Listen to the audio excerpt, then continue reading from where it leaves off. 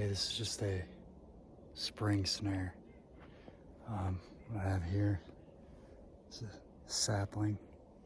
Instead of using the sapling, I'm using a branch, a tree branch from the sapling. Okay, and that comes down and bends. And then over here, I've got my cord tied to the end of that. And I have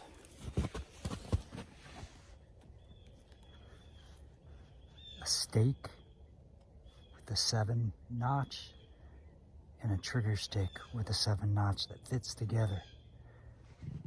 So the end of the spring of the sapling is tied to that, and then it is tied to the trigger, and then I have a noose tied to the middle.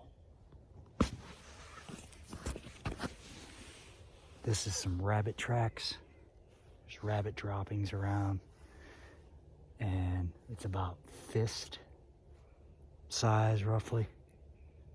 Just barely fit my fist in there. And then you funnel it. So you block off all the other entrances and use the main path to where that rabbit is gonna have to go in there. You want it around head height. This might be slightly low, but it should be okay. And so the rabbit comes through there, trips this trigger, and the spring pole springs up into action. So you want to have at least amount of disturbance of the area as you can. You want the least amount of disturbance in the area that you can. And also rabbits have good smell. So, you need to cover your scent. Less disturbance, less scent, all of that.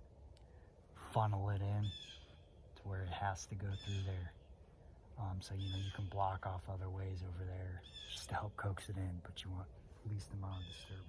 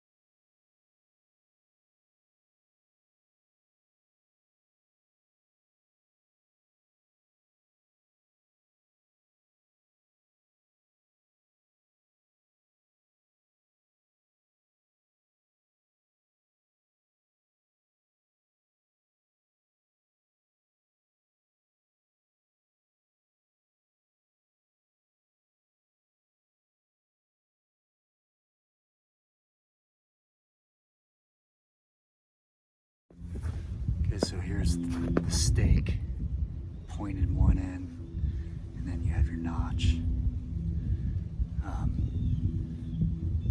You want it to be a hardwood species. This is black walnut. That way you can hammer it into the ground without any problems. You don't want to go too deep into there, otherwise if you hammer it, it'll break. So hardwood species, don't go too deep on your notch. And long enough to where you can adjust it and get plenty of stake into the ground so that it can stand the pressure of the trigger. The trigger's the same thing with another notch, so it's L7, so they fit together. You want it hair as you can so you can move it out more, whatever will hold. I use the same branch of the walnut for that. So then this is the cord. You can make a groove into there if you want, and so it doesn't slip off. This was tied to the actual spring, to the branch or the sapling. And then this is the noose. It's a separate cord. You can use the same cord, but I use a separate cord. And then that's what the animal goes in. trigger off.